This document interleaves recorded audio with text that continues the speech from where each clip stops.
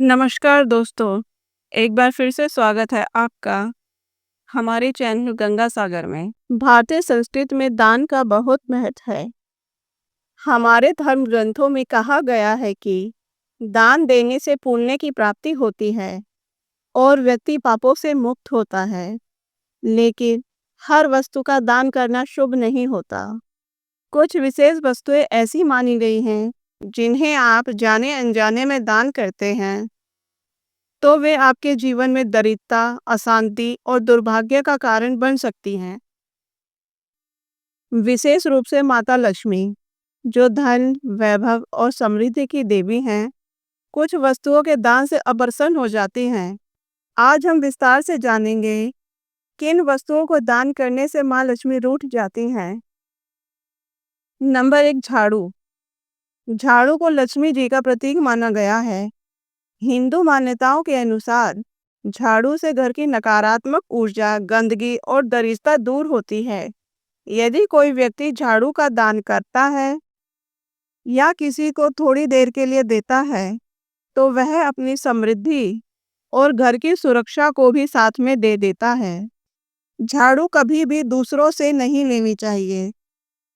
झाड़ू को खुद खरीदें और अपने घर में रखें। नंबर 2, कच्चा चावल। चावल भारतीय पूजा पद्धति में एक अत्यंत पवित्र अनाज माना गया है। इसे देवी देवताओं को चढ़ाया जाता है और विशेषकर माँ लक्ष्मी को। कच्चे चावल को अक्षत कहा जाता है, जिसका अर्थ है जिसे कभी खंडित नहीं किया गया। इसे दान करने से घर की सुख समृद्धि में बाधा आती है। यह देवी लक्ष्मी के पूजन का मुख्य घटक है। इसे देना उनकी कृपा को दूसरों को सौंपना माना जाता है। पूजा के बाद चढ़ाए गए चावल को प्रसाद के रूप में थोड़ी मात्रा में बांटा जा सकता है, लेकिन अपने घर से कभी भी चावल को दान में नहीं दिया जा सकता। नंबर 3, हल्दी। हल्दी को शुभता, पवित्रता और स्त्री ऊर्जा का प्रतीक माना गया है। यह आयुर्वेदिक गुणों से भरपूर होती है और धार्मिक दृष्टिकोण से भी अत्यंत महत्वपूर्ण है। हल्दी को सौभाग्य का प्रतीक कहा गया है, विशेष रूप से विवाहित स्त्रियों के लिए। इसे देने का अर्थ होता है अपने सौभाग्य, वैवाहिक सुख या शुद्धता को किसी और को दे देना। पूजा में उपयोग की गई हल्दी को केवल पूजा प्रसाद में बांटें।